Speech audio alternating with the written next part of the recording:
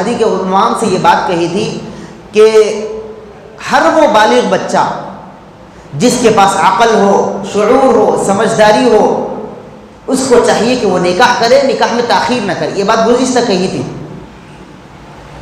لیکن اس کے باوجود بھی گزشتہ جمعہ سے لے کر اب تک کے جمعہ میں ایسے ایسے واقعات سننے کو ملے ہیں نکاح کے تعلق سے جس میں سوائے نکاح کے مذاق کیا اور کچھ نہیں ہوا ہے. ہم نے اپنے آپ کو اسی لیول پر رکھا ہے، چاہے دنیا کے حالات کتنی بھی خراب ہو جائیں، بیماریاں آ جائیں، وبائیں آ جائیں، قانونیں بن جائیں، کچھ بھی ہو جائے، لیکن ہم اپنے عادتوں پر جمے رہیں گے. یہ کئی کی چیز ہے. ہم نے کہا کہ نکاح کو آسان کرو، نہیں، ہم نکاح کو مشکل بنائیں گے. ہم نے نکاح کا انتخاب ہی ایسی جگہ پر کرتے ہیں جہاں پر پہلے پوچھ لیتے جا کے ان کے کتنے بیٹیاں ہیں، بڑی بیٹی کو کتنا دیے تھے، دوسری کو کتنا دیے، اب تیسری کو جا کے دیکھ کے بولے نہیں ہمارے کو کچھ بھی نہ کو. کئی کو بولے تو معلوم ہی ہے کہ دونوں کو یہ کیسا بھی اس کو دیتے بولنے کی ضرورت ہی نہیں وہاں پر. نہیں ہمارے کو کچھ بھی رکھو، خالی بچی دے تو ہم لے کے چلے جاتے. بعد میں ہمارا بچہ آپ کا بیٹا ہے، آپ جو چاہے دے سکتے. یہ مانگنے کی نئی ترکیب نکالے. اور لڑکوں سے بھی درخواست کی گئی تھی کہ ہم معیار بھی ایسا دیکھیں جو ہمارے حساب کا ہو. ہم ہے الگ، پورا چہرہ کالا ہے، نام کیا ہے بولے تو چاند پاشا، سر پہ ایک بال نہیں ہے، نام کیا ہے، اتنا خوبصورت نام بتاتے ہیں. اچھا تمہاری شادی ہو گئی کیا؟ نہیں. پھر شادی کر لو، ایک لڑکی ہے، گوری ہے کیا، دبلی ہے، لمبی ہے، کہاں تک پڑھی ہوئی ہے، تو ٹھیک ہے، نہیں تو بات ہی مت کرو. ہم اپنے معیار دیں، پہلے ہم اپنا اسٹیٹس دیکھیں. ایک واقعہ سنا دوں، لطیفہ سنا دوں. ایک آدمی، ایک فقیر جو باہر بھیک مانگتے ہیں. آج کل کے تو فقیرہ کروڑ پتیاں ہیں، پہلے زمانے کے فقیر جو ہوتے تھے وہ واقعی فقیر ہوتے تھے. فقیر آئے ایک مولانا کے پاس، آ کے بولے حضرت ذرا دعا کر دو، میں بادشاہ کی بیٹی سے، شہزادی سے شادی کرنے کا ارادہ کر رہا ہوں. ارے بولے تو فقیر ہے، تو شہزادی سے شادی کرے؟ ارے نہیں حضرت آپ دعا کر دو، آدھا کام ہو گیا، آدھا باقی ہے، آدھا ہو جاتا. کیا بولے؟ آدھا کام ہو گیا، آدھا باقی ہے، آپ دعا کرو، ہو جاتی شادی. اب مولانا بھی بولے ہوں گے ٹھیک ہے بھائی بہت اچھی بات ہے، دعا کر دیتا اللہ تمہارا آدھا کام آسان کرو. پہلے دعا دے دی. اس کا بولے بھائی بیٹھو سر، آدھا کام کیا ہے سناؤ. بولے حضرت میں میرے فیملی والے پورے تیار ہیں، بادشاہ اس کے گھر والے پورے تیار ہونا ہے، یعنی آدھے میرے گھر والے پورے تیار ہیں، ان لوگوں کا تیار ہونا ہے. تیار ہوتے وہ لوگ، ساری زندگی سجدے پہ سر رکھ کے دعا کرے تو بھی تیار نہیں ہوں گے وہ لوگ. اب ہم ایسی چیزوں پر کیوں پڑتے ہیں؟ ایسا معیاری کیوں دیکھتے ہیں جہاں پر رشتہ نہیں ہوتا؟ اب ان کے پیچھے فونا کر لیتے ہوئے پھر رہے، بھائی کیا بولتے ذرا جواب دو، ہمارا بچہ کر لینا چاہ رہا، آپ کی بچی کو کیا بولتے آپ بولو. اب لوگ بولتے ٹھہرو ذرا، ہم بھائی کو پوچھ کے بولتے ہیں، ابا کو پوچھ کے بولتے ہیں، 2 دن میں بولتے ہیں، 8 دن میں بولتے ہیں، مہینوں لگا دے رہے. جہاں آپ کو سمجھ میں آیا نکاح کر لو، بات ختم ہو. اللہ کے نبی صلی اللہ علیہ وسلم نے معیار کیا بتایا تھا، اس معیار پر دیکھو وہ بچی اتر رہی یا نہیں اتر رہی، نکاح کر دو، ختم. اور آج کل نیا مسئلہ، میں بڑے اعزاز اور فخر کے لیے نہیں کہہ رہا ہوں بلکہ ذمہ داری کی حیثیت سے بات کر رہا ہوں. 2 شادیوں کی ذمہ داری بھی مجھ پر ہے. میں تقریباً اس 2 مہینے کے اندر 60-70 لڑکیوں والوں سے بات کی. 2 لڑکے ہیں جن کی نکاح کرنا ہے، لڑکی والوں سے بھی بات کی. آپ کون سے تبلیغی جماعت کے؟ جماعت اسلامی کے. نہیں ہم تبلیغ جماعت کے. فون رکھ دے رہے، اللہ حافظ. نہیں میں اہل حدیث کا ہوں، فوراً فون کٹ کر کے رکھ دے. ایک خاتون پوچھنے لگے حضرت آپ کون سے قبیلے کے؟ اب میں بولا میں کون سے قبیلے کا ہوں؟ نہیں میں افغانستان سے آیا. بولوں کیا بولوں ان کو؟ بولا کون سے قبیلے کا؟ نہیں ہم مصری قبیلے کے. تو مصر میں کرنا تھا، بابا نگر میں کیوں آئے؟ اللہ کے نبی صلی اللہ علیہ وسلم نے ہر عورت سے نکاح کر کے 11 نکاح جو کیے تھے ہمارے سبق کے لیے کیے تھے. بڑی عمر کی، جہاں پر حضرت خدیجہ کی عمر 40 سال کی تھی وہاں پر آپ صلی اللہ علیہ وسلم کی عمر بھی کم تھی، 25 سال تھی. جہاں پر آپ کی عمر اتنی تھی وہاں پر حضرت عائشہ رضی اللہ عنہا کی عمر بھی 7 سال تھی. ہم نے نکاح کا جو معیار بنایا اپنی خواہشات کے حساب سے معیار بنایا، اور یہ وہ معیار نہیں جو شریعت کا معیار ہے بلکہ وہ معیار ہے جو ہمارے ذہن کا معیار ہے. ایسے ایسے نکاح ہو رہے ہیں، ایسے ایسے فرمائشات اور خواہشات ہو رہے ہیں کہ اس کو کوئی بیان ہی نہیں کیا جا سکتا. جہیز کے بارے میں بچی پیدا ہوئی تو بچپن سے پیسے جمع کر کے جہیز خرید کے رکھتے، انہوں جا کے دیکھیے بولتے ارے ارے یہ فرنیچر ہے، ارے پرانا فرنیچر ہے، نہیں نکو ہم کو نہیں ہونا، اب دوسرا فرنیچر دیو۔ اب وہ فرنیچر کو کیا کرے گا؟ اس کو گھر میں رکھ لے رہے، پھر دوسرا نیا فرنیچر خرید۔ اور ایسے موقع پر جو لوگ مشورہ دیتے ہیں نا، اللہ رحم کرے ایسے لوگوں کو۔ اب میں اپنی بیٹی کی شادی کرنے والا ہوں، سمجھیے ملکہ فرنیچر گیا، ایڈورٹائز نہیں کر رہا ہوں، ملکہ فرنیچر کا بتا رہا ہوں نام، وہاں پر جا کے فرنیچر دیکھ رہا ہوں، ساتھ میں اگر اسماعیل بھائی کو لے کے گیا، انہوں ساتھ میں اگر آگے میں بھائی فرنیچر پلنگ وہ کتنے ہے؟ بولے 70,000 روپے میں۔ یہ کتنے میں ہے؟ 1,00,000 روپے میں ہے۔ ارے مولانا بچی کو ایک ہی بار دیتے، بار بار دیتے کیا؟ 30,000 روپے کو ایک سوچ رہے یہ لے لو۔ ارے نہیں میرے پاس کہاں ہے، پیسے دیتے نہیں ہیں۔ بھائی دے تو پیسے بعد میں دیتے، مگر میں دیتا ہوں پیسے بعد میں دیتے مگر لے لو 30,000 روپے کو۔ بچی کو شکایت رہ جاتی، نام رہ جاتا، کوئی سسرال میں بھی نام خراب ہوتا، پھر بچیاں بولتے بعد میں ہمارے بابا سے دیے کہ 30,000 روپے کی بات ہے نا جی لے لو، 30,000 روپے بڑھ کے لے لی۔ اب وہ 30,000 روپے میں کہاں سے لا کے دوں؟ بعد میں تو دینا ہی ہے نا ان کو، کہاں سے لا کے دو؟ اور خواہشات پکوان میں 2 قسم کا چہرہ جی، ایک بڑھا لو ذرا 10,000 روپے بڑھتے ہوں گے، 2 لاکھ کی شادی کو 7 لاکھ روپے تک لے کے جاتے ہیں لوگ۔ اور ہم لوگ ایک ہی بات زبان پہ رہتی، لوگ کیا کہیں گے، بس لوگ کیا کہیں گے، لوگ کیا کہیں گے، لوگ کیا کہیں گے۔ 60 سال کی عمر کے بعد جب اپنے گریبان میں جھانک کے دیکھ کے بولتے لوگ کچھ بھی نہیں کہے تھے، ہم لوگ کیا کہیں گے سوچ کے پوری زندگی خراب کر۔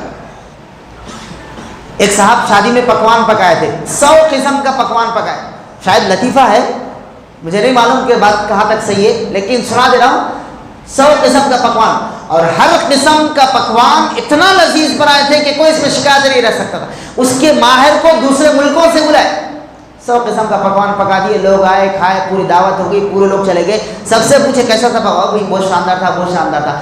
آخر میں ایک آدمی جا رہا تھا، اس کو پوچھے بھائی پکوان کیسا تھا؟ بولے بہت اچھا تھا، مگر کیا ضرورت تھی اتنا بڑا بنانے کی؟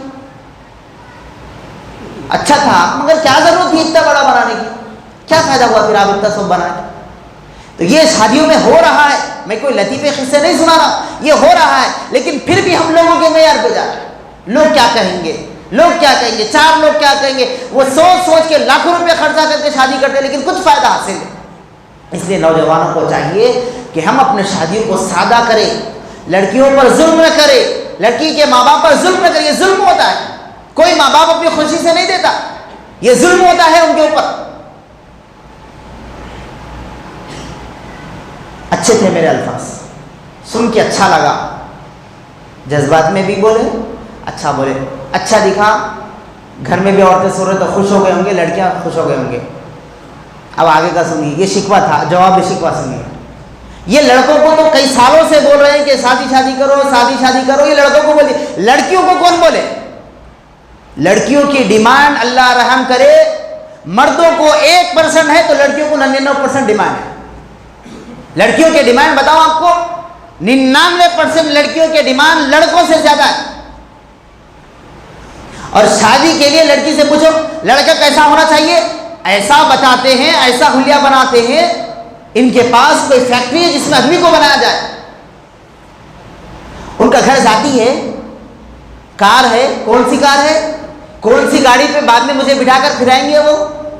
اگر کوئی بچہ بھولا بھالا میرے جیسا انسان اگر کوئی بول دیا آپ کی بچی کچھ بھی مت دو، خالی بچی کو بھیجو میں لے کے چلے جاتا ہوں، بول دو، بچی اندر سے پوچھتی کہیں کو بچے کے اندر کچھ تو بھی آئے تھے کیا، کہیں کو بغل لندن کے کر لے تم بول رہا ہے۔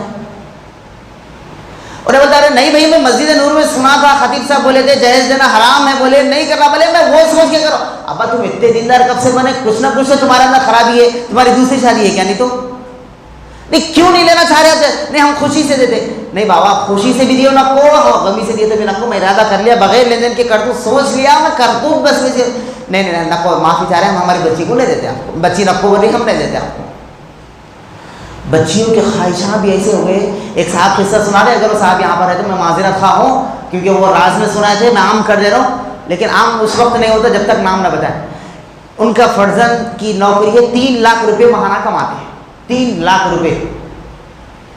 اب بولنے والا تھا بچے کو پوچھو 3 لاکھ میں کتنے صفر آتے، بلکہ بچے کی 3 لاکھ روپے ماہانہ تنخواہ 3 لاکھ روپے ہے۔ رشتہ دیکھے تو بچی پوچھی کہتے ذاتی گھر ہے نہیں ہے، نہ کوئی رشتہ کینسل۔ ارے انہوں نے 3 لاکھ ماہانہ 30 لاکھ روپے کا مارا, انہوں نے گھر خرید لیتا, تمہیں کہیں کو اچھا گھر میں رکھ لیتا, نہیں نہ کرو, ذاتی کرنی ہے, رشتہ کینسل, ختم. الحمدللہ ہوٹل نام پلی پہ ہے, آپ کبھی اگر گئے تو وہاں جا کر دیکھیں, میں ایڈریس بتا دے رہا ہوں, جا کر وہاں پر دیکھ لیں. اس کے بالکل سامنے ایک چھوٹی سی باریک سی گلی ہے, تھوڑا سا 20 قدم آگے جانے کے بعد تھوڑا سا لیفٹ پھر رائٹ گلی ہوتی, وہاں پر ایک رشتہ دیکھے. لڑکی جب گھر پر آئی دیکھنے کے لیے تو وہ کہی میں وہاں سے کار میں اتر کے یہاں تک پیدل آؤں, رشتہ کیا مسئلہ. لڑکوں کے معیار پھر بھی کم ہے, لڑکی خوبصورت ہو. لڑکی کا معیار یہ ہے کہ گھر اچھا ہو, شوہر اچھا ہو, ساس سسرے کوئی نہ ہو, جوائنٹ فیملی نہ ہو, لڑکی کے پاس کار عالیشان ہو, میں جب چاہے جب گھر سے باہر مجھے لے کر پھرنے کے لیے چلے. یہ لڑکیوں کی خواہشیں ہیں یہ. اسی لیے تو ہوتا ہے کہ ہر سالانہ جو رپورٹ آتی ہے 8 لاکھ لڑکیاں لڑکوں کے ساتھ جو بھاگ جاتی ہیں, اسی لیے بھاگ جاتی ہیں کہ ان کے خواہشات کے حساب سے وہی لڑکے ملتے. دیندار لڑکے نہیں مل سکتے ایسے لڑکیوں کو. اور ایسے لڑکیوں کو چاہیے کہ دیندار لڑکوں کی خواہش بھی نہ رکھے, بلکہ میں تو یہ کہتا ہوں کہ وہ اسلام سے نکل جائے. اسلام کی کیا ضرورت ہے ان کو؟ یہ تو صرف نام مسلمانوں کا رکھ کر اسلام کو بدنام کرنے والی لڑکیاں ہیں جن کے پاس خواہشات ایسی ہوتی ہیں. بلکہ لڑکی یہ کہنے چاہیے کہ میں آدھی سوکھی روٹی میں بھی ساتھ گزار لوں گی, بس شرط یہ ہے کہ تمہارا ساتھ مجھے ہو, میں آپ کے ساتھ زندگی گزارنے کے لیے تیار ہوں. یہ لڑکی کہنے چاہیے. لیکن نہیں, پہلے زمانے میں یہ تھا سرخ لباس میں جائیں گے, سفید لباس میں آئیں گے. آج کل کے زمانے میں یہ ہوتا ہے کہ جاتے دوسرے دن ہی بھاگ کے آ جاتے. اور ایک لڑکی تو کہنے لگی شادی کے دوسرے دن, ابھی ولیمہ, آج شام میں ولیمہ ہے, صبح میں 10 بجے خاوند کو اٹھا کے بولے چلو باہر جا کے گھوم کے آئیں گے. انہیں بولا علاقے میں میری عزت ہے, میں کوئی کہانی نہیں سنا رہا ہوں, خود لڑکے کی زبان ہی سنا رہا ہوں. بھائی علاقے میں میری عزت ہے, آپ دوسرے علاقے کی ہے, میں یہاں پر میں آپ کو لے کے نہیں جا سکتا. یہ بات مسجد میں بیٹھ کر کرسی پہ بیٹھ کر کہہ رہا ہوں. 3 مہینے کے اندر وہ اپنے شوہر سے کھلا لے لیں, صرف اس لیے کہ وہ مجھے روزانہ گھر سے باہر گھمانے کے لیے نہیں لے کے جا. یہ لڑکیوں کی خواہشات ہیں. آپ بولیں گے لڑکیوں کی باتیں ہمارے کو کہیں کو بول رہے, یہاں پر بھائی ہے, یہاں پر باپ ہے, یہاں پر بیٹا ہے, یہاں پر وہ افراد بھی ہے جن کے رشتہ دار, جن کے گھر میں لڑکیاں موجود ہیں, جا کر ان کو بتائے.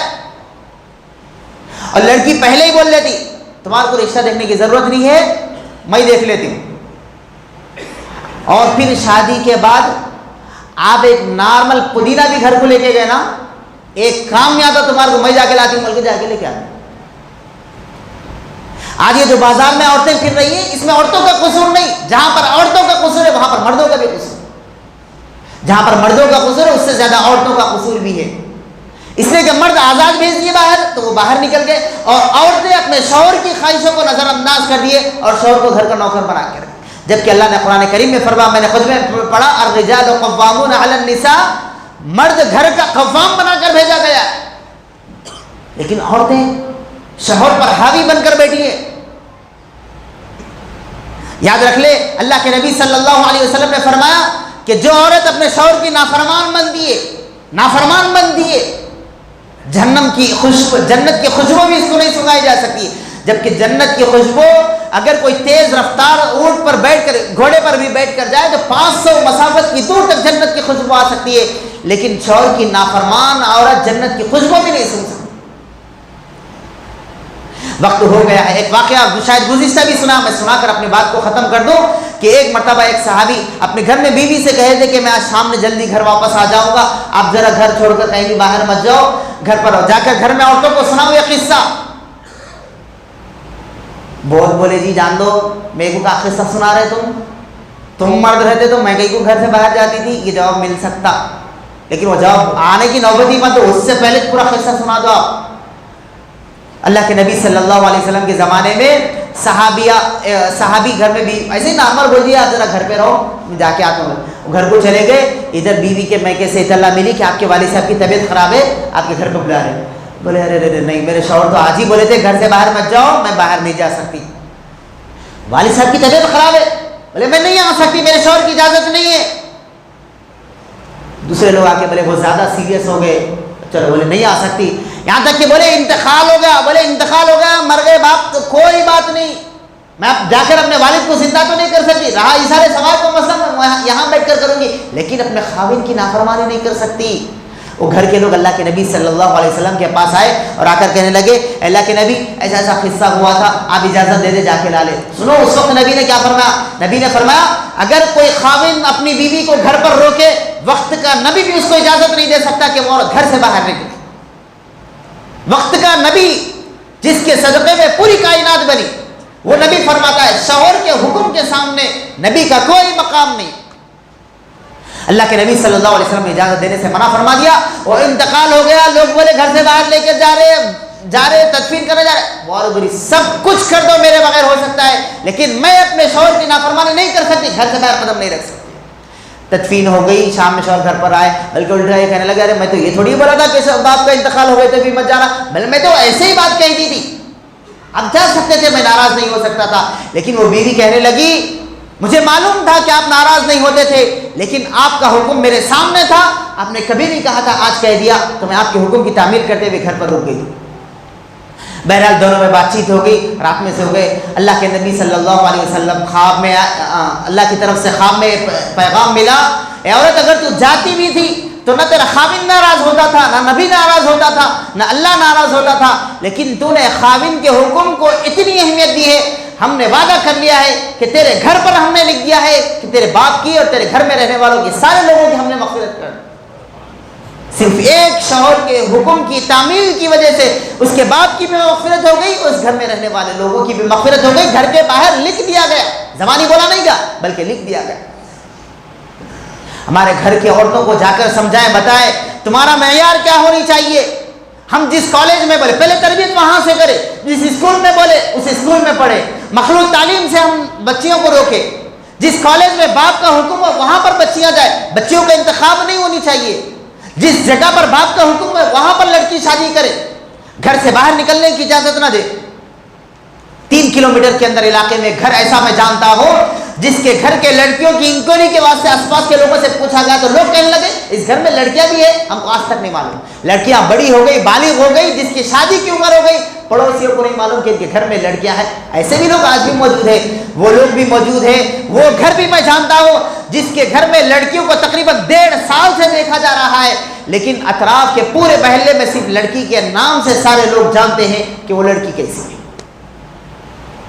بچی کو وہاں پر روکے, بچیوں کے خواہشات کو وہیں پر روکے. اس کا ہرگز مطلب یہ نہیں ہے کہ بچی کو بغیر بتائے اب نکاح کر دو, جبکہ اللہ کے نبی صلی اللہ علیہ وسلم نے اللہ کی طرف سے وحی کے ذریعے سے حضرت فاطمہ کا پیغام حضرت علی کے لیے بھیجے جانے پر بھی اللہ نے حضرت علی کو, اللہ کے نبی نے حضرت علی کو جواب نہیں دیا. فرمایا پہلے میں اپنی بیٹی کو پوچھ لوں پھر میں بعد میں آپ کو جواب دوں گا.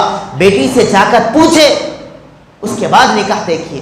ہم لوگ بھی بیٹی سے پوچھ کر نکاح طے کریں, لیکن اس کا مطلب یہ نہیں کہ بیٹی کی خواہشات کے اوپر کریں. آج کل ہوتا ہے ایک کمرے میں بیٹھ کے باپ اماں باتیں کر لے رہے, بچی وہ کمرے میں, ادھر شادی بھی طے کر لی, بچی کو نہیں معلوم کون سے بچے سے شادی ہوئی. ایسا بھی نہیں کرے. اس کے بعد لڑکی جب گھر پر آتی ہے, سسرال میں جاتی ہے, تو سسرال میں شوہر کے قدموں میں رہے, بس ختم, اتنی بات. شادی کے لیے کوئی خواہشات کو بلند نہ کرے. جائز خواہش ہے, شریعت کے حدود میں ہے, سب کو اجازت ہے, لیکن غیر شریعت شادی لڑکوں کو تو ایسا دیکھ رہے چائے کی چھنی میں چھان کے پھر نیچے سے نکلے تو اتنا باریک ریزہ بھی نہیں نکلتا, ویسا لڑکوں کو چھان رہے, انہیں ایسا ہو, انہیں ویسا ہو, انہیں یہ ہو, انہیں وہ, کئی لڑکے نہیں ملتے. اسی لیے تو حیدرآباد میں 70,000 لڑکیاں بغیر شادی شدہ بیٹھی ہوئی, صرف خواہشات کی. عمریں ہو گئی ہیں, ان کی عمریں پار ہو گئے, مینوپاز ایج تک پہنچ گئے ہیں, لیکن شادیاں نہیں ہو رہی. یہ خواہشات کی. اللہ ہم سب کو توفیق دے. لڑکے تو الحمدللہ سدھر گئے, وہ 80% راستے پر آ گئے, 20% ان کے اندر بھی. اور ایک بات بتا دوں, لڑکیاں کیا بولتے, میں ایسے بچے سے شادی کروں گی جو باہر رہتا. شادی کا اپنے بچے کا ہوشیار ہے, پہلے جا رہے رشتہ طے کر لے رہے, شادی کے دوسرے دن بول رہا ہو رہے نہیں باہر کا حالات اچھے نہیں ہے, میں نہیں جا رہا, میں اس کاروبار کر لینا سوچ رہا ہوں. جب ختم. میں 15 بابا ابھی بیٹھے بیٹھے مائک میں 15 گھر بتا سکتا ہوں اسی بابا نگر کے لڑکوں کو جو باہر جا کے رشتہ طے کر لیے, چھٹی پہ آ رہا ہوں, میں شادی کر رہا ہوں بول کے بولے, دوسرے دن ہی بول دیے میں باہر نہیں جا رہا ہوں. اب کیا کرتے, بیٹی کو لے کے جاتے, بچی بولتی میں چلے جاتی ہوں گھر کو, بول کے کچھ بھی نہیں کر سکتے. بچے بھی ہوشیار ہو گئے. اس لیے بچیاں بھی اپنے خواہشات کم کرے, بچے بھی اپنے خواہشات کم کرے. اللہ ہم سب کو عمل کی توفیق عطا فرمائے.